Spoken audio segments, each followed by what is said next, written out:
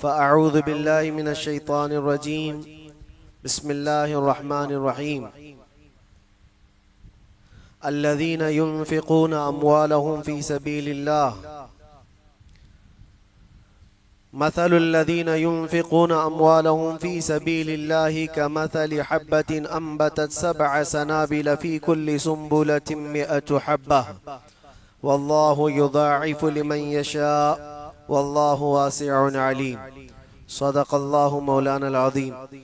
बारगाह रिसालत मुआब सल्लल्लाहु अलैहि वसल्लम में दुरूद पाक का हदिया पेश करें। अल्लाहुम्मा सल्लि अला सय्यिदिना व मौलाना मुहम्मदिन मअदनिल जूदि वल करम व आलिहि व अस्हाबिहिल किराम व इब्निहिल करीम व बारिक व सल्लिम सलातन दाइमतन सरमदन अबदा। पिछली जो लैलतुल क़द्र हमने यहाँ पर मनाई यानी ताक़रात 23वीं शब, उसमें मैंने एक हदीस पाक आपके सामने अर्ज की थी। आज भी एक हदीस पाक तिलावत करता हूँ। उससे मुताल्लिक जो हमारी फहम और बुजुर्गान दीन की तालीमात है उस पर हम कुछ रोशनी डालते हुए बात करते हैं। अल्लाह के नबी सल्लल्लाहु तआला अलैहि वसल्लम इरशाद फरमाते हैं, इज़ा काना उमराउकुम खियारकुम व अगनियाउकुम सुमहाअकुम व अम्रुकुम शूरा बैनकुम फज़हरुल अर्दि खैरुल लकुम मिन बतनिहा व इज़ा काना उमराउकुम शिरारकुम व अगनियाउकुम बुखलाअकुम व उमूरुकुम इला निसाइकुम फबतनुल अर्दि खैरुल लकुम मिन ज़हरिहा औ कमा क़ाल रसूलुल्लाह सल्लल्लाहु अलैहि वसल्लम। रसूल पाक सल्लल्लाहु अलैहि वसल्लम इरशाद फरमाते हैं कि जब तुम्हारे दरमियान तुम्हारे हाकिम, तुम पर हुकूमत करने वाले लोग तुम में से सबसे बेहतरीन लोग हैं, तुम्हारे जो सबसे अच्छे लोग होंगे वो अगर तुम्हारे हाकिम हैं, नंबर एक। नंबर दो, तुम्हारे जो मालदार लोग हैं वो बहुत सखी लोग हैं, सखावत करने वाले लोग हैं, अगर ऐसा है तो। नंबर तीन, तुम्हारे मामलात शूरा के जरिए से तय किए जाते हो मोमिनीन के दरमियान। तो हुजूर फरमाते हैं तो फिर जमीन का ऊपर वाला हिस्सा तुम्हारे लिए अच्छा है कब्र से, यानी जियो, जमीन पर रहो, ये अच्छा माहौल है। तीन चीजें बताई हुजूर ने। अगर तुम्हारे हाकिम तुम में से सबसे अच्छे लोग हों और तुम्हारे मालदार बहुत सखावत करने वाले हों और तुम्हारे मामलात मशवरों से तय किए जाते हों तो फिर जमीन का ऊपर वाला हिस्सा तुम्हारे लिए कब्र से ज्यादा बेहतर है। उसके बाद ही मेरे आका सल्लल्लाहु अलैहि वसल्लम फरमाते हैं, व इज़ा काना उमराउकुम शिरारकुम, और अगर तुम्हारे हाकिम तुम में से सबसे खराब लोग होंगे, यानी जो सबसे छटा हुआ था वो हाकिम बना हुआ है, जो सबसे बदमाश था, जो सबसे बड़ा गुंडा था वो हाकिम बना हुआ है, ऐसे हालात अगर आए हैं। नंबर दो, तुम वो अगनिया उकुम बुखला अकुम, और तुम्हारे मालदार जितने हैं वो कंजूस हो गए हों, बखील हो गए हों। दो नंबर। तीसरे, वो उमूरुकुम इला निसाइकुम, और तुम्हारे मामलात औरतों के जरिए से तय किए जाते हों। फबतनुल अर्दि खैरुम लकुम मिन ज़हरिहा, हुजूर फरमाते तब तो फिर जमीन ऊपर रहने से कब्र में जाना बेहतर है। फिर तुम्हारा ऊपर रहना बेहतर नहीं, कब्र अच्छी है। अब आप खुद ही फैसला कर लें कि आज के दौर में पहली वाली सूरत है या दूसरी वाली सूरत है। हमारे जो हाकिम हैं वो अबू बकर व उमर व उस्मान व हैदर जैसे नहीं है, रिज़वानुल्लाहि अलैहिम अजमाइन, जो उम्मत में सबसे अच्छे लोग थे। ये वाला हिस्सा भी आज इसको दीमक खा चुकी है, जो सबसे ज्यादा शरीर होगा वो हाकिम बनता है। और हालात तो ऐसे ही बना दिए गए कि हम अगर थोड़ा सा सियासत पर बात करें या पॉलिटिक्स पर बात करें तो लोग मुंह पे हाथ रखते हैं, मौलाना आप सियासत पे बात कर रहे हैं। यानी इतनी अपोजिट बना दी गई है चीज को। एक शरीफ आदमी पॉलिटिक्स पे बात भी नहीं कर सकता। लोगों का माइंडसेट हो चुका है सियासत का मतलब सबसे बड़ा झूठा। ऐसा है नहीं, हकीकत में बना लिया गया है, क्योंकि हालात ऐसे बन गए। और हालात ऐसे बनाने पर भी कुछ लोग खास मेहनत करते हैं कि किसी को शरीफ रहने नहीं दिया जाता। सियासत में अगर चले भी गए, तुम्हारे हिस्से में कोई हिस्सा आ गया पॉलिटिक्स का या हुकूमत की इख्तिदार संभालने का, तो ज्यादा शरीफ रहकर रहने तुम्हें जीने नहीं दिया जाएगा। तुम्हें फिर उन्हीं कौवों के रंग में रंगना पड़ेगा। जैसे सब चोरी कर रहे, थोड़ी चोरी तुम भी कर लो। इदा काना उमरा उकुम शिरारकुम, हुजूर पाक सल्लल्लाहु अलैहि वसल्लम ने फरमाया, जब तुम्हारे हाकिम शरीर लोग हो जाएं, अब तो ये ताज्जुब की बात ही नहीं है। जिस भी खित्ते के और जिस भी इलाके के आदमी से पूछे तो वो जवाब यही देगा, वो यही देगा। वो तो मौसम मौसम में कहता है तुम आगे बढ़ो हम तुम्हारे पीछे। वो सिर्फ और सिर्फ मौसम में कहता है, बाकी उसका दिल भी गवाही देता है। सबसे छटा हुआ बदमाश तो यही है। हकीकत है या नहीं ये सारी चीज? और इसको इतना अपोजिट जो बनाया गया है। सियासत दर हकीकत कोई ऐसी गंदी चीज नहीं थी। सियासत का मतलब होता है एक वो निजाम, लोगों को चलाने का रास्ता तय करना।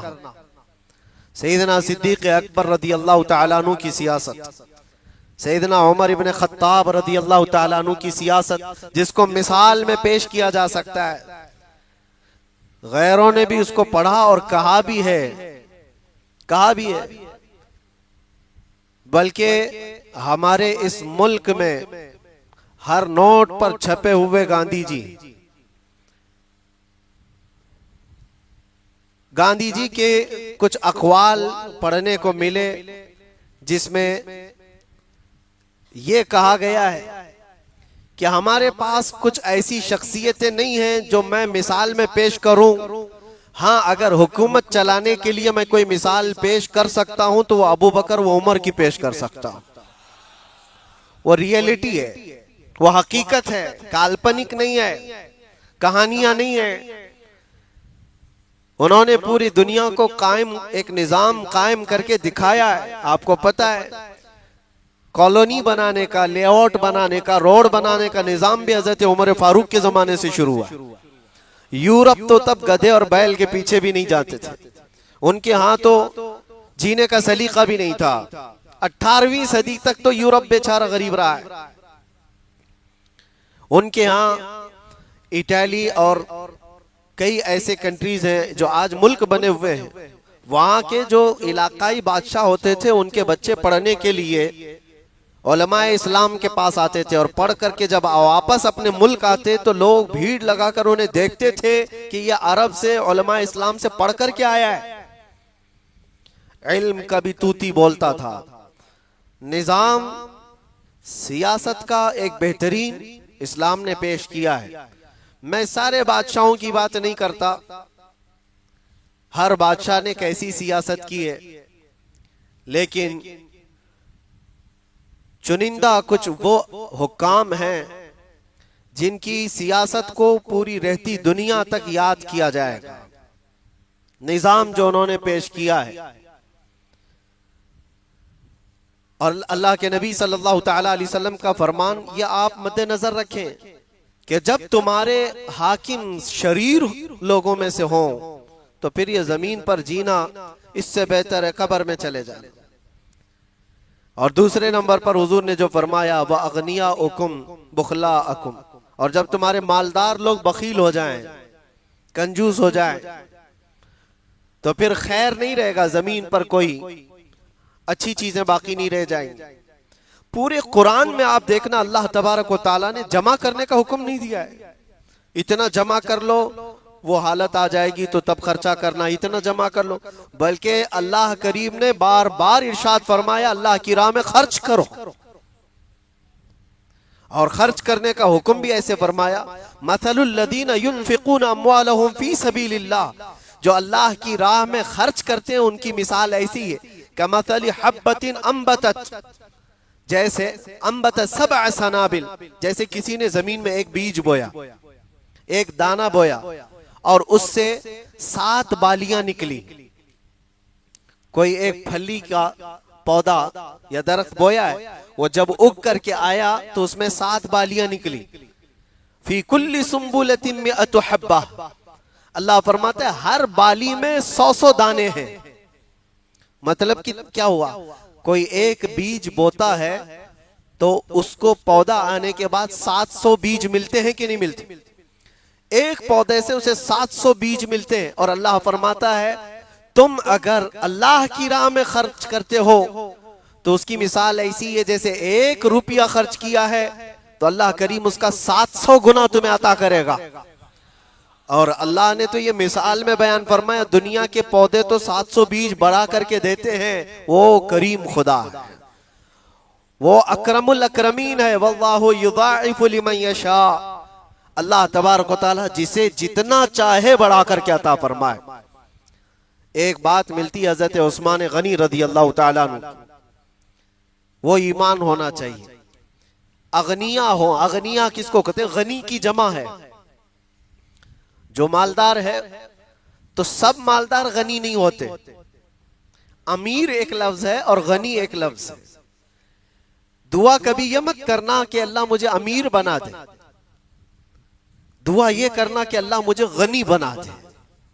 अमीर और गनी में फर्क क्या है? अमीर पैसा पैसा पैसा आता रहे और आता रहे और आता रहे। गनी वो है जिसको दे दिए जाने के बाद वो मजीद की ख्वाहिश नहीं करता, अल्लाह का शुक्र अदा करता, वो गनी है। गनी माल तो है उसके पास लेकिन हिर्स और लालच नहीं है उसके पास। और अमीर के पास वो वर्ल्ड का सबसे नंबर 1 रिचेस्ट आदमी बनने की फिराक में, दौड़ में लगा ही रहता है। उन लोगों को कभी चैन की और सुकून की नींद नहीं है कि यहां पर स्टॉप कर देंगे।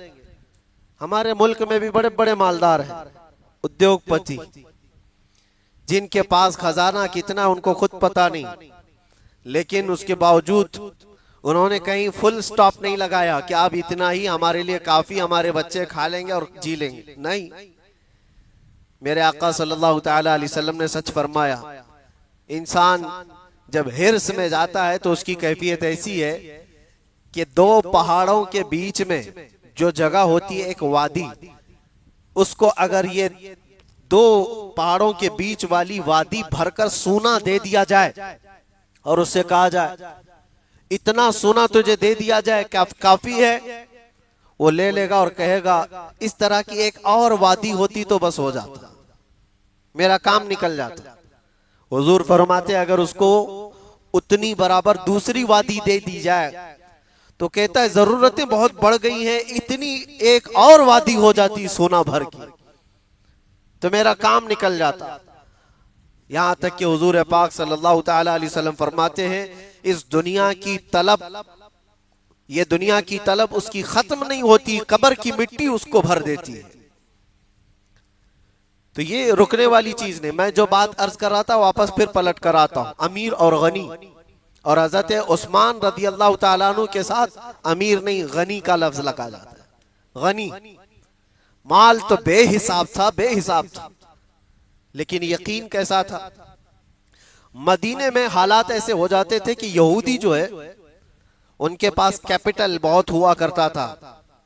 जैसे बहुत सारे आज माल जिनके पास है वो इन्वेस्ट करने में हर मैदान में कूद पड़ते हैं।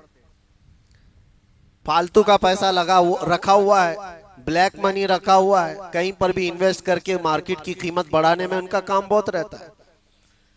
जिसके पास कैपिटल रखा हुआ है, यहूदियों के पास पहले भी ऐसा था, आज भी वही। दुनिया भर को जो क्रेडिट के रास्ते पर ला कर रखने वाली कौम ये यहूदी, पूरी दुनिया को। उस वक्त मदीने तैयबा में ये क्या करते थे, जब तिजारत का कोई काफिला मुल्क शाम से या यमन से आता तो ये मदीने के बाहर जाते, काफिला मदीना पहुंचने से पहले ही, और उस काफिले का पूरा माल खरीद लेते थे। 10,000 का माल हो तो खरीद करके ले लिया और मदीने में ला करके अब उसको 50,000 में बेचे। 2 गुना, 3 गुना, 5 गुना उनके पास है माल। ये उनकी आदत थी। एक बार ऐसा हुआ, मदीने में माल की किल्लत बहुत थी और तिजारत के काफिले आ रहे थे। यहूदी पहुंचे भी नहीं थे कि हजरत उस्मान गनी बहुत दूर पहुंचकर पूरे काफिलों का माल खरीद लिया। सब खरीद लिया, जितना माल तिजारत था सब खरीद लिया और ला करके एक मैदान में उन्होंने जमा कर दिया। और सुबह उठकर जब यहूदी पहुंचे तो देखा काफिले खाली हो चुके। सबों ने कहा बिक गया, रात को ही माल। मदीने से कोई एक ऐसा शख्स आया था, उसने सब कीमत में खरीद लिए। तो उन्होंने मालूम किया कौन खरीद सकता है। फिर उनको तो पता था वो एक ही आदमी है, उस्मान खरीदा होगा। सुबह होने के बाद जो बड़े बड़े पैसे वाले थे यहूदी हजरत उस्मान के पास आए, कहा सुना है कि तुमने माले तिजारत पूरा खरीद लिया, तुम कहाँ ये रिटेल में बेचने के झंझट में पड़ोगे, हमें बेच दो पूरा माल, जितने में लिया उसका डबल ले लो। 10,000 का तुमने खरीदा होगा तो 20,000 हमसे ले लो, माल दे दो। हजरत उस्मान गनी ने कहा कि नहीं, हालात तो अभी मदीने के बहुत सख्त हैं, कहते हैं भूख से लोग तकलीफ में हैं, और ऐसे वक्त में सिर्फ तुम डबल में पूछ रहे हो। मैं तो ज्यादा की उम्मीद लेकर के आया हूं, मेरी ज्यादा की उम्मीद है। तो यहूदियों ने बढ़ा करके कहा ठीक है 2 गुना ज्यादा ले लो, 10,000 का माल है तो 30,000 में दे दो,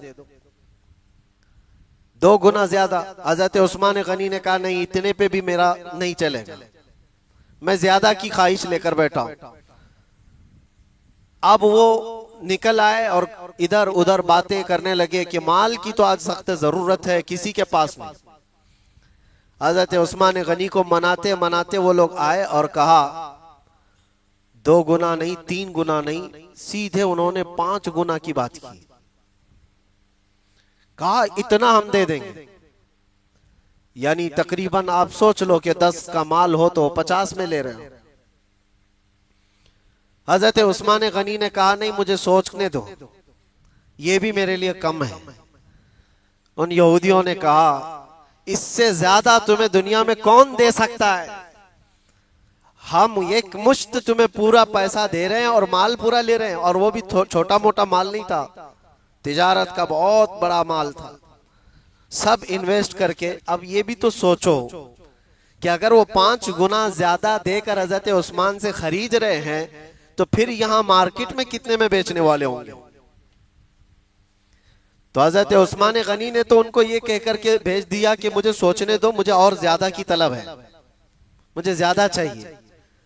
वो सब कहने लगे उस्मान, हमने तुम्हें बहुत बेहतरीन मुखलिस तिजारत का माहिर समझा था, लेकिन तुम अच्छी तिजारत को हाथ से जाने दे रहे हो, हमसे बेहतर कोई तिजारत तुम्हारे साथ नहीं कर सकता, सोच लो ये मौका जाएगा, हो सकता है माल नुकसान भी हो जाए। हजरत उस्मान ने कहा सब रिस्क ले लिया है, कोई मसला नहीं, सब रिस्क उठा चुका हूं, सब जिम्मेदारी है, मैं इस माल को ज्यादा में बेचना चाहता हूं। रात को फिर आए, कहा कि क्यों तुम पकड़े बैठे हो, कुछ तो बताओ, क्या चाहते हो, कितने तक चाहते हो। कहा बढ़ाओ, और कितना बढ़ा सकते हो, और बढ़ाओ। किसी ने कहा क्या 10 गुना ज्यादा लेना चाहते हो। हजरत उस्मान ने कहा नहीं, उससे भी ज्यादा। वो चले गए। दूसरे दिन फजर के बाद हजरत उस्मान गनी रदी अल्लाह तआला अन्हु मस्जिद नबवी शरीफ में तशरीफ लाए, और उसके बाद बाहर आकर जितने मोमिनीन थे मदीने वाले, सबसे कहा फला मैदान में माल जमा है, जिसको जैसी हाजत है वो सब मुफ्त में लेकर चला जाए। उस्मान गनी ने अपने दरवाजे कुशादा रखे, सुबह से लेकर शाम तक मदीने के गुरबा मसाकीन जरूरतमंद सबों ने उस मैदान से अपनी अपनी जरूरत का माल लिया, सब लेकर चले गए, और शाम तक उनके पास कुछ भी नहीं था। हजरत उस्मान गनी के पास कुछ भी नहीं था। शाम को जब ये खबर आम हो गई तो यहूदी दौड़े दौड़े आए, हजरत उस्मान से पूछा कि तुमने ये कौन सी तिजारत की? कल हम 10 गुना ज्यादा देने की बात कर रहे थे और तुम उसमें भी आनाकानी कर रहे थे, और सुना है तुमने ऐसी लोगों पर लुटा दिया है। ये कौन सी तिजारत है? क्या करना चाहते हो? हजरत उस्मान गनी ने कहा, पागलों, तुम क्या समझते हो? मैंने जो तिजारत की तुम में से किसी की औकात ही नहीं है वो तिजारत करने की। कहा, क्या किया है? कहा, मैंने अपने रब के हाथ में 700 गुना ज्यादा पर बेच दिया है। 700 गुना ज्यादा पर बेच दिया है तुम्हारी औकात मेरे माल को खरीदने की? मैंने रब के हाथ में बेच दिया है, क्योंकि मेरे रब का वादा कुरान पाक में है, जिसने एक दाना बोया उससे 700 बीज आए, और अल्लाह चाहे तो इससे भी ज्यादा अता फरमाए। और उस उस्मान गनी रदी अल्लाह ताला अन्हु की इस सखावत का नतीजा है। अजीजा ने गिरामी, सच कहो, मदीने में जाने के बाद आज आपको अगर एहसास हो मदीनतुर रसूल, रसूल पाक का वो शहर मदीना, आज भी हजरत उस्मान गनी का अकाउंट जारी है, उनके नाम का होटल भी मौजूद है, वक्फ उस्मान बिन अफ़्फ़ान। यहां तक कि उनके माल को आज भी महफूज रखा गया और चल भी रहा है, चल भी रहा है। वहां के बहुत सारे उमूर उनके माल से आज 1400 साल तक भी वो माल खत्म नहीं हुआ। तो मेरे अजीजों, इसी को अल्लाह के नबी ने फरमाया था, वइज़ा काना अगनियाउकुम सुमहाअकुम, जब तुम्हारे मालदार सखी हो तो तुम्हारे लिए जमीन का ऊपर वाला हिस्सा बेहतर है। अब वो गनी कहां से आए, वो मालदार कहां है? यहां तो लोगों के हालात ये हैं, अपना सबसे ज्यादा रद्दी माल जो होगा वो अल्लाह की राह में देने के लिए निकालते। फटी नोट हो तो मस्जिद में डाल दो, कहीं ना चलती हो। रब तबारक व तआला के लिए तुमने क्या चीज मुंतखब किया है? चीजें जब घर में खराब होने लग जाएं तो उठा करके उसको खैरात करना चाहते हैं। खराब हो गई, फकीर को दे दो। यानी फकीर खराब चीजें खाएगा, तुम्हारे घर की सड़ी हुई चीजें खाएगा। क्यों ये नहीं सोचा जाता पकने वाली चीज में से सबसे पहला लुकमा मैं अल्लाह के नाम पर किसी गरीब को खिला दूं? अक्सर ये देखा गया, शादियों में खाना बच गया, वलीमे में खाना बच गया है, अपनी पार्टियों में कहा फिर मदरसे को दे दो किसी। मेहमाना ने रसूल जहां पढ़ते हैं, काल अल्लाह काल रसूल कहते, उनको खिला दो बचा हुआ माल। घर में कोई चीज सड़ने आ रही है तो कोई फकीर अल्लाह के नाम पर मांगने आया, उसको दे दो। एक बात याद रखो, तुम जो खैरात कर रहे हो इसके बारे में रब ताला क्या फरमाता है? अल्लाह के नबी सल्लल्लाहु ताला अलैहि वसल्लम फरमाते हैं, जब बनी आदम कोई खैरात करता है तो सामने वो जिसको देता है हाथ उस फकीर का बज़ाहिर होता है, लेकिन वो लेता अल्लाह है। और तुम्हारी खैरात को रब तबारक व तआला ऐसे पालता है, ऐसे परवरिश करता है जैसे कोई बछड़े की परवरिश करके उसको बड़ा करता है। तुम्हारा दिया हुआ सदका और तुम्हारी दी हुई खैरात उसको रब तबारक व तआला कबूल करके उसकी परवरिश फरमाता है।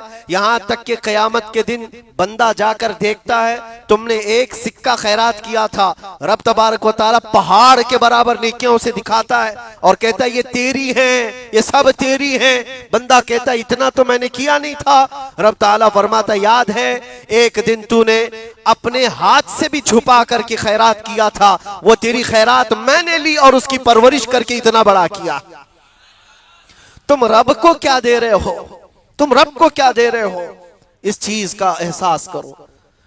और रसूल करीम सल्लल्लाहु ताला अलैहि वसल्लम के दरबार, अल्लाहु अकबर, एक बार नबी पाक सल्लल्लाहु अलैहि वसल्लम की बारगाह में 90,000 दिरहम आए हदिया में। 90,000 दिरहम। फाके का जमाना चलता है मदीने में, खजूरें खाकर पूरा दिन गुजारने वाले सहाबा हैं वहां मौजूद। खुद माँ आयशा सिद्दीका रज़ी अल्लाह ताला अन्हा फरमाती, नबी पाक सल्लल्लाहु ताला अलैहि वसल्लम के घर में कभी कभार 2 दिन या 3 दिन तक भी चूल्हा नहीं जलता था। जिस रात रसूल करीम सल्लल्लाहु ताला अलैहि वसल्लम की वफात हुई, यानी जिस दिन वफात हुई, माँ आयशा सिद्दीका के हुजरे की बात कर रहा हूं, जिस हुजरे में हुजूर पाक आज आराम कर रहे हैं, कायनात की सबसे अफजल जगह, वो हरी जालियां जिसको देखने के लिए हर मोमिन बेताब, वो माँ आयशा सिद्दीका का घर है। हजरत आयशा सिद्दीका रज़ियल्लाहु ताला अन्हा के घर में हुजूर आराम फरमा रहे हैं। जिस दिन मेरे आका का इंतकाल हुआ उस रात हजरत आयशा फरमाती हैं चिराग में तेल डालने के लिए हमारे पास कुछ नहीं था। रोशनी के लिए चिराग में तेल डालने की भी कोई चीज मौजूद नहीं थी, लेकिन वो फाके में गुजारने वाला उम्मत का गमखार रसूल, कुल जहां मिल्क और जौ की रोटी ग़िज़ा, उस शिकम की कनाअत पे लाखों सलाम। 90,000 दिरहम उस रसूल पाक की बारगाह में आए। जैसी आए, एक बंदा आया और कहा हुजूर मेरी फलां जरूरत है। हुजूर ने उसको दिरहम अता कर दी। उनके बाद फिर दूसरा आया, उसको दे दिया। तीसरा आया, उसको दे दिया। यहां तक कि हुजूर पाक सल्लल्लाहु अलैहि वसल्लम खड़े रहे। थोड़ी ही देर में 90,000 दिरहम पूरे खत्म हो गए, कुछ नहीं बचा था। तो क्या पूरा माल खत्म हो गया तो हुजूर पाक सल्लल्लाहु अलैहि वसल्लम का खजाना खत्म हो गया? एक साइल फिर आया। थोड़ी देर के बाद जब माल सब बट गया था, हुजूर पाक सल्लल्लाहु ताला अलैहि वसल्लम के पास आया और कहा या रसूल अल्लाह मेरी भी जरूरतें हैं, मुझे भी कुछ अता कर दिया जाए। हुजूर पाक सल्लल्लाहु ताला अलैहि वसल्लम की आदत है ही नहीं, ना कहना आदत रसूलुल्लाह की नहीं। मांगेंगे मांगे जाएंगे, मुंह मांगी पाएंगे सरकार में न ला है न हाजत अगर की है। वाह क्या जूदो करम है शहे बतहा तेरा, नहीं सुनता ही नहीं, नहीं का लफ्ज सुनता ही नहीं मांगने वाला तेरा। हुजूर के मांगने वाला, हुजूर की बारगाह के मांगने वाला नहीं सुनता ही नहीं। आया, सब माल खत्म हो चुका था, सब दिरहम तकसीम हो गए थे। हुजूर पाक सल्लल्लाहु ताला अलैहि वसल्लम की दरबार में आकर कहा मेरी भी जरूरत। हुजूर ने नहीं फरमाया माल खत्म हो गया जाओ। रसूल पाक सल्लल्लाहु ताला अलैहि वसल्लम फरमाते हैं बज़ाहिर दिरहम तो सब बट चुके, लेकिन मैं तुझे खाली नहीं लौटाता। तेरी जितनी जरूरत है, जो जो जरूरत है, जहां से भी ले सकता है कर्ज में, सब ले ले। तेरे कर्ज का पूरा जिम्मेदार मैं हूं, कर्ज का भी जिम्मेदार। साहबा से कहा इसको कोई कर्ज दे सकता है मेरे नाम पर, और उसके कर्ज की जिम्मेदारी मेरी है।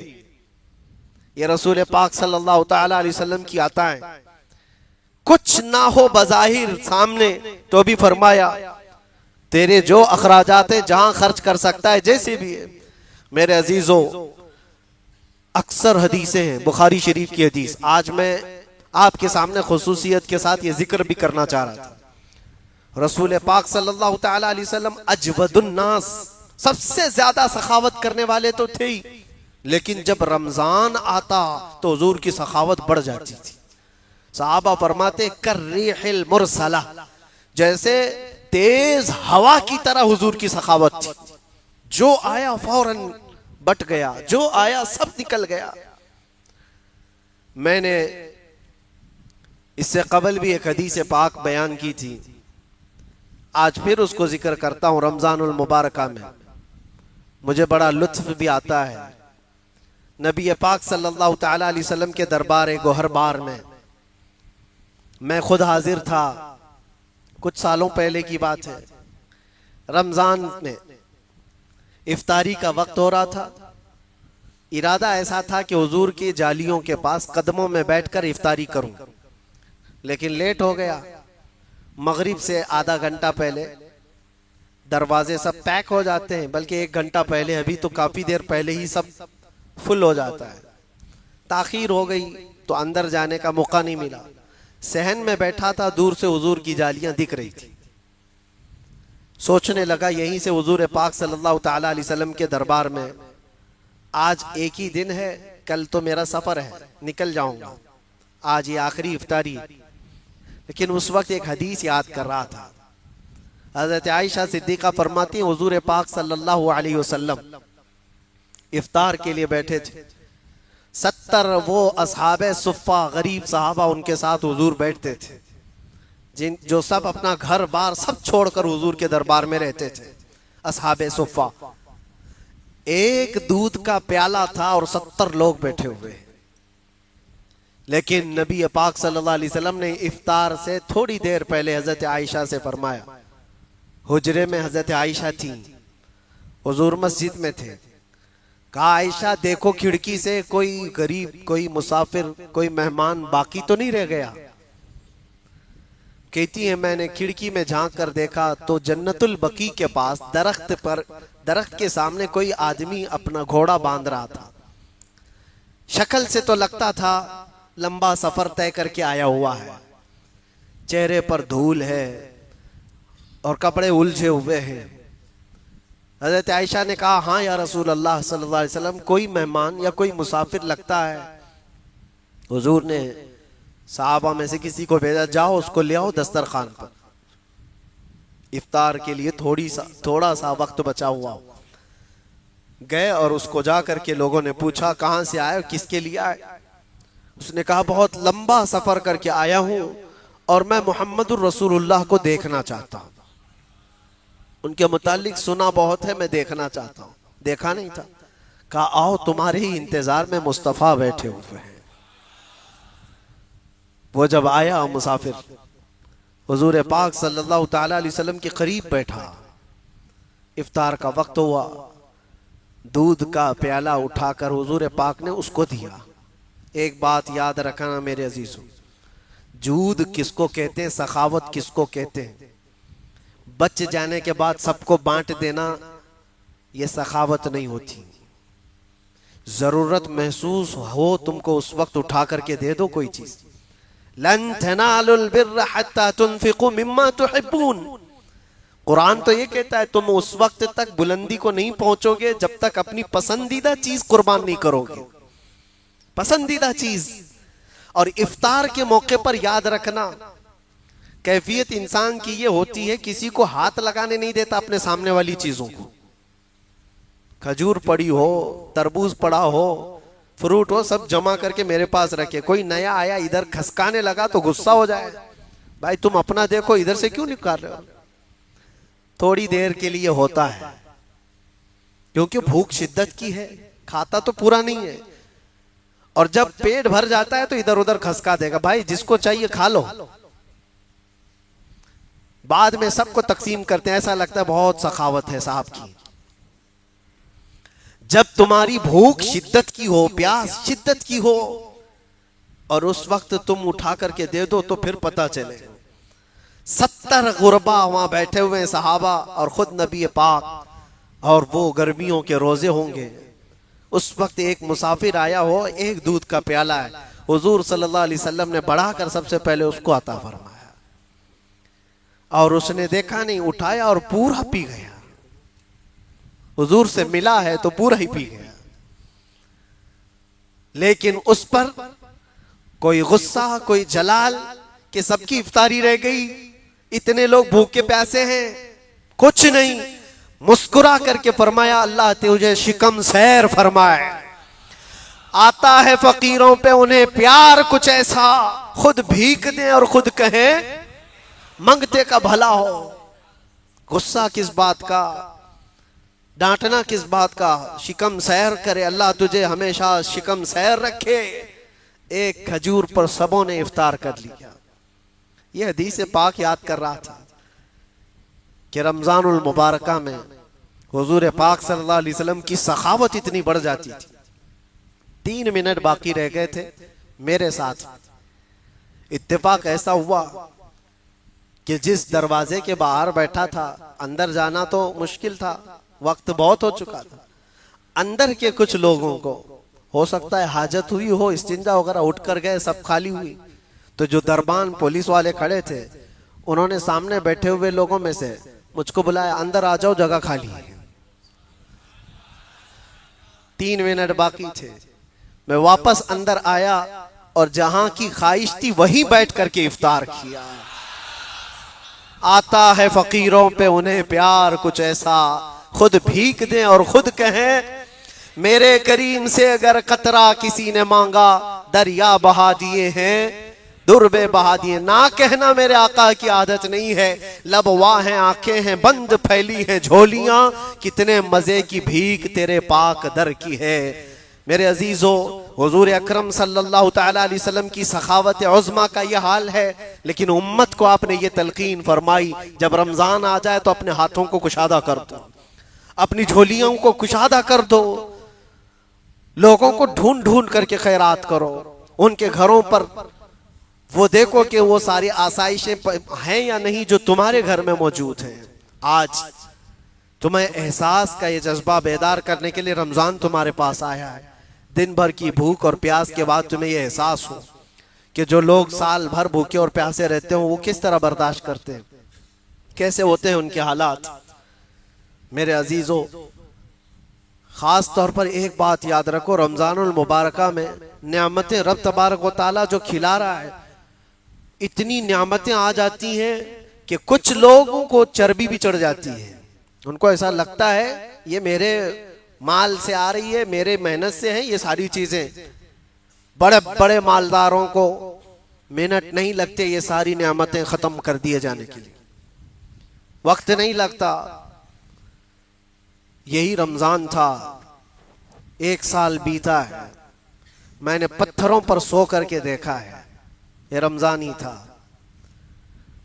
कैदी जेल के अंदर एक समोसा आ जाए तो उनके लिए ऐसा लगता था ये तो बहुत बड़ी नियामत है। एक समोसा जिसको हम छूते नहीं, फेंक देते हैं। वहां पर ठंडा शरबत मिल जाए तो लोगों के आंसू निकल जाते हैं। साल भर में मैंने खुद पूछा तो पता चला कि पहली बार रमजान की वजह से बर्फ ला कर दिया गया था तो ठंडा शरबत मिला, कोई चीज नहीं। पीने के लिए जो पानी मैसर था, मैं खुद भी पिया हूं, जिसमें 1 घंटा तक बोतल को पानी जमा करके रखे कि आधा नीचे पूरा लाल, ऊपर का फिर सफेद हो जाए तो पिए। मैं ये इसलिए नहीं अर्ज कर रहा कि हम किस हालत से गुजरे, इसलिए अर्ज कर रहा हूं कि नियामतों की नाशुक्री ना करो जो तुम्हारे पास आज मौजूद है। अल्लाह तबारक व तआला जो तुम्हें खिला रहा है और पिला रहा है, इसकी नाशुक्री ना करो। और एक बात याद रखो, जितना दोगे उतना बढ़ता चला जाएगा। यकीन रखो अल्लाह की जात पर। मौला अली करमल्लाहु वजहुल करीम फरमाते हैं कि अल्लाह तबारक व तआला ने इजाफा जो है, माल में इजाफा, वो सखावत में रखा है, और बंदा जो है बैंक में रखने को समझता है, जमा करने को। और क्या सोचते हैं पता है, अरे बुरे वक्त के लिए कुछ तो जमा के रखना चाहिए, बुरे वक्त के लिए कुछ तो माल जमा करके रखना चाहिए। तूने दिमाग से खुद ही तय कर लिया बुरा वक्त आएगा तो वह आ जाता है। क्यों सोचते हो बुरे वक्त के लिए? वो पालनहार हकीकी रब्बे जुल जलाल जो आज तुम्हें खिला रहा है वो कल भी खिलाने पर कादिर है। और जब उसका हुक्म है दो, उसका हुक्म है दो, तो गरीबी किस बात की, किस तरह की का फाका अल्लाह करीम के हुक्म पर कर रहे हो, हमारी बातों पर नहीं। बनी इसराइल की एक बात याद आती है, एक बड़ा बखील आदमी भी था, सेठ तो था, पैसा बहुत था, लेकिन कंजूस बहुत था। लेकिन उसके घर में बिल्कुल अपोजिट उसकी बेटी थी, जवान बेटी, वो सखावत बहुत करती थी। बाप को सख्त नफरत थी इस चीज। कंजूस आदमी हमेशा सखी लोगों से चिढ़ता है, उसको लगता है ये सब फजूल खर्ची करते हैं, क्यों देते हैं इनको। उसको बार बार यही लगता है इनको नहीं देना चाहिए, गरीबों को, मिस्किनों को। ये सब अय्याशी करते हैं, ये फलां करते हैं, वो करते हैं, हजार तरह के उसके पास वजूहात होते हैं नहीं खर्चा करने के। और सखी के पास कोई वजह नहीं होती, वो देता है और उसके बाद ये सोचता है उसकी जिंदगी है, अल्लाह ने तो सिर्फ ये कहा है दे दो, ये नहीं फरमाया मौत तक उसके पीछे लगे रहो, कहां खर्चा करता है देखते रहो। अल्लाह ने ये हुक्म नहीं दिया है, दे दो, और वो कहां खर्च कर रहा है उसका जिम्मेदार वो है। बनी इसराइल की वो लड़की खैरात कर देती थी। एक बार ऐसा हुआ कि उसका बाप माल को बहुत महफूज जगह पर जमा करके रखता था। एक दिन वो अपने माल को महफूज जगह बंद करना भूल गया और घर में सखी बैठी हुई थी। इत्तेफाक से उस दिन कोई फकीर आया, वो जमा किया हुआ जितना था उठा करके उसने दे दिया। बाप की तो मौत के बराबर था। वो एक फोड़ी कोई कोड़ी देना नहीं चाहता था, फूटी कोड़ी, और ये उसकी बेटी पूरा उठा करके दे दी। इतना गुस्सा आया उसके बाप, आया और आ करके उसने तेज एक तलवार लेकर उसका हाथ ही काट दिया, अपनी बेटी का हाथ काट दिया। जब हाथ कट गया, जालिम बखालत में कभी कभार आदमी ऐसा ही हैवान बनता है। दर्द से शिद्दत से तड़पती रही, उसके बाद जैसे भी इलाज मुआलजे के बाद, हाथ तो कटा हुआ था, हाथ कटा हुआ था। अब उसी कटे हुए हाथ के साथ तो जी रही थी। जब जवान हो गई, अब रिश्ते तो आते हैं, शादी भी होनी है। वो ऐब है लड़की के अंदर, एक कटा हुआ हाथ, उसको कौन शादी करे। इतनी हसीन और जमील खूबसूरत सब कुछ है उसके पास, लेकिन हाथ नहीं। इत्तेफाक ऐसा था कि एक बहुत बड़ा शहजादा था, उसको ये पसंद आ गई, बड़ा मालदार भी था, और उसने कहा कि मैं इस खातून से शादी करूंगा। वो बहुत बड़े घर का शहजादा था, रईस ज़्यादा था। निकाह का पैगाम भेजा, और ये जो कंजूस बकील था, इसने सख्ती से मना करके रखा था, टूटा हुआ हाथ दिखाना मत वरना शादी भी नहीं होगी, जिसको भी है ऐसी टोपी डाल देंगे, मना कर रखा था। और इसी मना में उस शहजादे ने पसंद भी किया, शादी भी करीब हो गई, सब हो गए। अब इस लड़की को एक गम सताता था, आज या कल तो पता चलना है। जब घर पर जाऊंगी बिया होकर के, शादी के बाद जब रुखसत होकर जाऊंगी, तो कभी ना कभी तो ये हाथ का पता चल ही जाएगा, फिर क्या होगा मेरे साथ। उस वक्त बड़े जुल्म भी होते थे, धोखे के मुतालिक बड़ी सजाएं थी। वो खातून लड़की बड़ी डरी हुई भी थी। बहरहाल शादी हो गई, डोली सज सवर करके दूल्हे के घर चली गई। जब वो दुल्हन अपने दूल्हे के घर आई, तो अब बात ये थी कि रात को जब दस्तरखान बिछा दिया गया खाने के लिए, पहला दस्तरखान, दूल्हा भी बैठा है, उसके घर वाले भी बैठे हैं और दुल्हन बैठी हुई है। अब ये शर्मा रही है, सीधा हाथ कटा हुआ है, खाए तो कैसे खाए। तो उसने, दूल्हे ने कहा चलो खाना शुरू करो। ये नहीं खा रही थी, अपने दुपट्टे के अंदर वो अपना हाथ छुपाए बैठी रही, छुपाए बैठी रही बहुत देर तक। कैसे, अब क्या होगा, तब क्या होगा, अब क्या होगा, तब क्या होगा, कुछ तो होने वाला है, कटा हुआ हाथ अब पता चलेगा।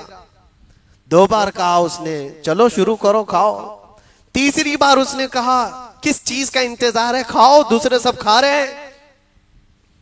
उसके आंसू निकल आए कि उसके अंदर एक ऐब है, कटा हुआ हाथ है। अब किसी न किसी तरह से अब ये अपने नए दूल्हे को बता ही दूं कि मेरा हाथ कटा हुआ है। वो जवान दुशीजा रोने को थी, गैब से निदा आती है, ए खातून अपना हाथ निकाल। उस हाथ को रब ताला कभी शर्मिंदा होने नहीं देता जो रब के रास्ते में उठा हुआ हो। उसने दुपट्टे से हाथ निकाला तो उसका हाथ सही सलामत मौजूद था, हाथ सलामत मौजूद था। और रब तबारक व तआला शर्मिंदा होने नहीं देता उस हाथ को जो बारगाह रब्बुल इज्जत में खर्चा किया हुआ। जब वो मौला दुनिया में जलील होने से बचा लेता है तो फिर आखिरत तो आखिरत है, रब तबारक व तआला हिफाजत फरमाएगा। इसलिए आज उम्मत को जिन चीजों की जरूरत है उसके लिए जो माल जमा करके रखते हैं वो भी वही सुन ले। कुरान कहता है वल्लदीना यकनिज़ून अज़्ज़हब वल फिद्दा वला युनफ़िक़ूनहा फ़ी सबीलिल्लाह फ़बश्शिरहुम बिअज़ाबिन अलीम। अल्लाह फरमाता है जिन लोगों ने सोना और चांदी को खजाना कर करके जमा किया है, ऐ रसूल उनको दर्दनाक अजाब की बशारत दे दे। यौमा युहमा अलैहा फ़ी नारी जहन्नम फतुक्वा बिहा जिबाहुहुम व जुनूबुहुम व ज़ुहूरुहुम हाज़ा मा कनज़्तुम लिअन्फुसिकुम फ़ज़ूक़ू मा कुन्तुम तकनिज़ून। अल्लाह फरमाता है उस क़यामत के दिन उनकी पेशानियों को आग से दागा जाएगा, उनके बाजुओं को और उनके पीछे आग से दागा जाएगा, और उनसे कहा जाएगा कि ये सारा जो तुम जमा करके रखते थे चखो, आज चखो। बल्कि एक रिवायत ये मिलती है कब्र में जाते ही एक बहुत ही खौफनाक अज़दा उसके गले में लिपट जाता है, उसकी नाक पर डंक मारता रहता है, चूसता रहता है, और वो मुर्दा उसको हटाने की बेपनाह कोशिशें करता है। निकालने की बहुत ताकतें लगाता है। वो सांप उससे कहता है क्यों मुझको हटा रहे हो, मैं तुम्हारा माल हूं जिसको तुम जमा कर रखे थे, जिससे तुम बहुत मोहब्बत करते थे, लेकिन इस माल की जो ज़कात निकल गई वो पाक है, फिर उस पर तुम्हें अजाब नहीं है। लोग आज 2.5% पर ही आए काएं कर रहे हैं। अगर रब तबारक व तआला चाहता तो 50% का भी हुक्म देता। क्यों? अता किया हुआ उसका है। मैंने तुझे अता किया है, 100 अता किया, 50 मेरी राह में दे, 50 तू रख ले। लेकिन रब तबारक व तआला ने तुम्हें 50% देने का हुक्म नहीं फरमाया, 25 भी नहीं, 10 भी नहीं, 2.5, सिर्फ 2.5%। 100 रुपये तेरे पास आए हैं तो उसमें से 2.5 निकाल। गुरबा और मसाकीन जब कयामत के दिन उठाए जाएंगे तो अल्लाह तबारक व तआला की बारगाह में वो शिकायत करेंगे कि हमारे पास तो कभी कोई चीज आई नहीं। तो अल्लाह ताला फरमाता है तुम्हारा हक भी मैंने मालदारों के पास रखा था। वो कहेंगे उन्होंने हमें दिया ही नहीं। इसीलिए कुरान में अल्लाह फरमाता है वफी अमवालिहिम हक्कुन लिस्साइल वल महरूम, तुम सबके माल में उनका भी हक रखा गया है। तुम खैरात करके बड़े मत बनो, अपने आप को ये मत समझो कि मैं बहुत बड़ा आदमी हूं, इतने खैरात। तुमने उनका हक दिया है जो तुम्हारे माल में अल्लाह ने दिया था तुम्हें। बहरहाल अब इस हदीस पर मैं पूरी तशरीह करता जाऊं तो बहुत वक्त चला जाएगा।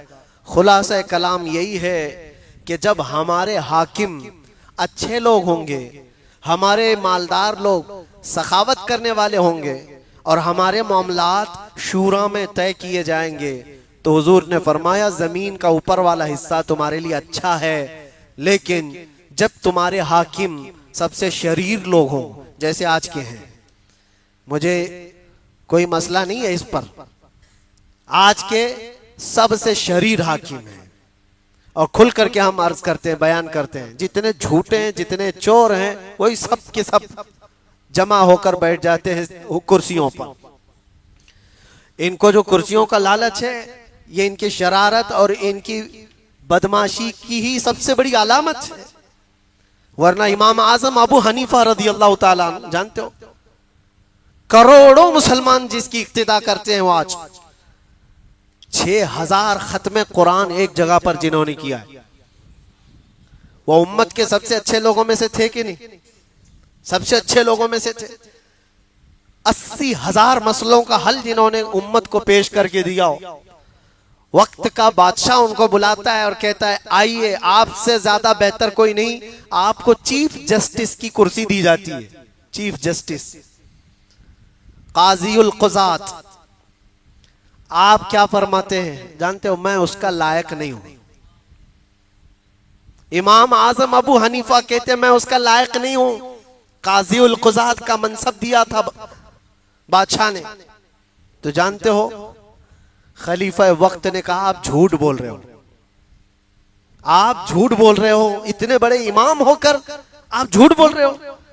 तुरंत हजरत इमाम आजम अबू हनीफा ने कहा बादशाह इस्लाम, फिर आप ही फैसला कर लो, जो झूठ बोल सकता है वो काज़ीउल क़ुज़ात कैसे बन सकता है? आप खुद ही कह रहे हो कि मैं झूठ बोल रहा हूं, और जो झूठ बोल सकता है फिर वो काज़ीउल क़ुज़ात कैसे बन सकता है? लिहाजा मुझे माफ कर दे। उन्होंने मनसब को कभी कबूल नहीं किया। लेकिन यहां तो होड़ है, जिसको पेशाब करने का सलीका नहीं आता वो भी बड़ी कुर्सी चाहता है, सबसे ऊंची कुर्सी उसको चाहिए। और कितने तो ऐसे नशे में झूमते रहते हैं, वो हाकिम है, उमूर हुकूमत, उमूर ममलकत उनके हाथ में है। इसीलिए ये क़यामत की निशानियां हैं। अल्लाह के नबी सल्लल्लाहु अलैहि वसल्लम ने फरमाया है, हमारे यहाँ एक मसल मशहूर थी, वो आमी ज़ुबान में कही जाती है, कौवे को जब बड़ापन दे दिया जाता है तो वो पूरी कचेरी भर करके पखाना करता है। वो यही हाल है, जब कौवों को बड़ापन मिल गया हो, उनके हाथ में ज़माम हुकूमत आ गई हो, तो उन्हें ऐसा लगता है जो चाहे वो कर सकते हैं। कर तो सकते हो, लेकिन याद रखो फिरौन भी बहुत कुछ किया है, नमरूद भी बहुत कुछ किया है। इन सब के अंजाम भी याद रखो, एक ताकत है वो खल्लाक़े कायनात की। और फिर जब वो गिरफ्त आएगी, तो तुम्हारे सारे मसनद ढीले पड़ जाएंगे, कोई तुम्हें बचाने वाली ताकत नहीं रह जाएगी। इसीलिए ये जुल्म का जो दौर है, इस पर भी मैं कहता हूं आप ना घबराओ मेरे अजीजों। कुरान में अल्लाह ने जब ये फरमाया है वमल्लाहु बिगाफिलिन अम्मा यअमलु ज़ालिमून, अल्लाह ताला जालिमों के कामों से बेखबर नहीं है। हर जालिम के काम को अल्लाह देख रहा है। यह और बात है कि वो ढील देता है, फौरन उसकी पकड़ नहीं करता, उसके जुल्म में उसको ढील दी जाती है। लेकिन जब अल्लाह तबारक व तआला उसकी पकड़ करता है, अखज़नाहुम बग़ता, अल्लाह फरमाता अचानक हम पकड़ करते हैं, अचानक पकड़ करते हैं। कौम शुएब जो नाप तोल में कमी करती थी, घमंड इतना था उनको, पहाड़ों को तराश करके घर बनाते थे पूरे, एक एक पहाड़ एक आदमी का घर। आज के लोग कहां पहुंच पाएंगे उनको? तुम्हारे 25 माले के, तुम्हारे 40 माले की बिल्डिंगें भी उनको नहीं पहुंच पाएंगे। वो पूरा पहाड़ तराश करके अकेला घर बना लेता। और वैसे हमारे पास टाइम कहाँ है इतना, उनके पास तो 800 साल 900 साल होते थे, बनाते रहते होंगे 200 साल तक। तो हमारे पास उतना टाइम उम्मत मोहम्मदिया को 60-70 साल का दिया गया है। 20 साल तक तो खेलता ही रहता है, 25 साल में शादी करता है और फिर बीवी को घुमाने में 10-15 साल चले जाते हैं। बचता क्या है उसके पास? कहां घर बनाएगा, कहां बिल्डिंग बनाएगा? खैर, कौम शुएब को जो इतना घमंड था, इतना गुरूर था, हजरत शुएब अलैहिस्सलाम ने जब उनको डराया अल्लाह का अजाब आएगा, तो अल्लाह का अजाब आएगा। कहते कैसा आएगा? नूह अलैहिस्सलाम की कौम पर जैसा आया था वैसे? तूफान आ गया था, पानी आ गया था, आ भी जाए तो कुछ फर्क नहीं पड़ता, हम अंदर हैं, पहाड़ों के अंदर हैं।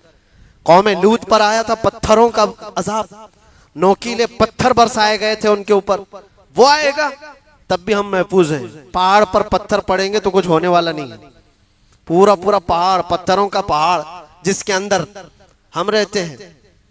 इतना घमंड था, इतना गुरूर था उस कौम को कि कुछ फर्क नहीं पड़ता कौम नूह का अजाब आए कि कौम लूत का अजाब आए। तब फिर हज़रत जिब्राईल अलैहिस्सलाम को अल्लाह ताला ने भेजा इनका घमंड तोड़ने के लिए। बहुत बड़ी चीजें, हवाएं, तूफान, ये सारी नहीं। कुरान पाक में भी अल्लाह तबारक ताला ने फरमाया जिब्राईल अलैहिस्सलाम जमीन पर आए, एक फरिश्ता आया, सब अपने मजबूत किलों में बैठे हुए थे, पहाड़ों के तराशे हुए घरों के अंदर थे। फरिश्ते ने सिर्फ एक आवाज निकाली, फरिश्ते की आवाज थी सैहतन वाहिदा, एक ही चीख थी। अल्लाहु अकबर। उस चीख की और उस आवाज की गरज ऐसी थी, जो पहाड़ों के अंदर थे उनके कानों में यह आवाज इतनी तेज आई कि उनका भेजा कानों से बाहर आ गया था। सब के सब नीचे पड़े हुए थे, किसी को हाथ उठाने की तक ताकत नहीं थी। एक आवाज पर पूरी कौम हिलाक हो गई, पूरी कौम खत्म हो गई। तुम क्या समझते हो, रब तबारक व तआला का जब अजाब आता है, उसकी पकड़ आती है तो मोहलत दी जाती है, वक्त दिया जाएगा। जुल्म करने वाले जितना करना है, एक वक्त तो तुम्हारा आएगा। इसीलिए मैं अपनी बातों में कहता हूं तो लोगों को बुरा लगता है, बकरे की अम्मा कब तक खैर मनाएगी, एक दिन तो बकरे ईद आएगी। बहरहाल आप में वो कोई ऐसी सिफत ना आए कि अल्लाह ताला ने अगर तुम्हें कोई चीज अता किया है तो अपने छोटों पर जुल्म ना करो, और अल्लाह ताला ने तुम्हें अता किया है तो अपने हाथों को कुशादा रखो। तुम्हारे देने से कभी घटेगा नहीं, देने से कभी घटेगा नहीं, बढ़ता चला जाएगा। और हदीस पाक का आखिरी हिस्सा जो था उसको भी बता दूं, वो उमूरुकुम इला निसाइकुम, और हुजूर ने फरमाया और जब मामलात औरतों के जरिए से हल होने लग जाएं तो फिर तुम्हारा कब्र में जाना ज्यादा बेहतर है।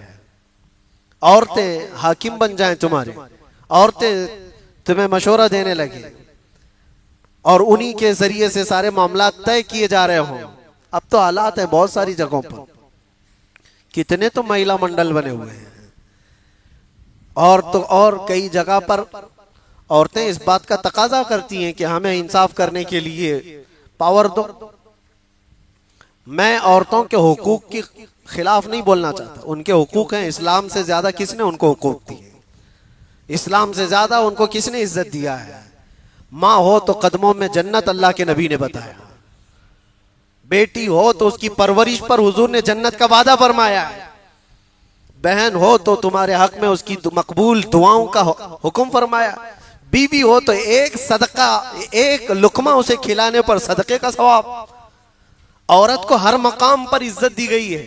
बेवा हो तो भी यह नहीं है कि उसे सती के साथ, वो जो सती की रस्म होती थी, आग में जला दिया जाए। इस्लाम ने औरतों के हुकूक अता किए हैं, लेकिन उन हुकूक का मतलब ये नहीं है कि अल्लाह तबारक व तआला ने कुरान में फरमाया अर्रिजालु कव्वामूना अलन निसा, मर्दों को अल्लाह ताला ने हाकिम बनाया है, मर्दों को शूरा दिया गया है कि तुम्हारे मामलात मर्दों के जरिए से तय किए जाएंगे।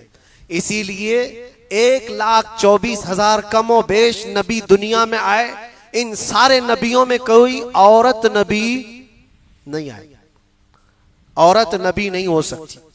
इसीलिए खुलफाए इस्लाम में भी कभी कोई औरत खलीफा नहीं बनी। अभी इक्का दुक्का कहीं से खबरें आती हैं कि कोई औरत भी पीर बनी बैठी हुई है। हाँ, वो मुरीद कर रही है। उसके मुरीद करने पर, उसके खलीफा बनने पर उतना ताज्जुब मुझे नहीं होता, वो मुरीदों पर ताज्जुब होता है कि जाते कैसे हो, क्या सोच करके हाथ देते हो। मेरे अजीजों, ये क़यामत की निशानियां हैं। हुजूर ने फरमाया जब तुम्हारे मामलात औरतों के जरिए से तय किए जाने लग जाएं तो फिर कब्र तुम्हारे लिए ज्यादा बेहतर है जमीन के ऊपर वाले हिस्से से। अल्लाह करीम हम सबको इस शर के बाद खैर का जमाना अता फरमाए। मौला करीम हमारे उमरा को, हमारे हाकिमों को हम में से सबसे अच्छे जो हैं वो हमारे हाकिम अता फरमाए, और हमारे अगनिया को, हमारे मालदारों को मौला सखावत ताम्मा अता फरमाए, और हमारे दरमियान शूरा को अल्लाह मजबूत से मजबूत फरमाए। और इस जिंदगी के बाद मौला करीम मेरे नबी पाक की सखावत के हिस्से से हमें हुजूर पाक की जन्नतुल बकी अता फरमाए। व आखिरु दावाना अनिल हम्दुलिल्लाहि रब्बिल आलमीन। जिक्र का वक्त है, जहाँ बैठे आप हजरात इसी तरह से बैठे।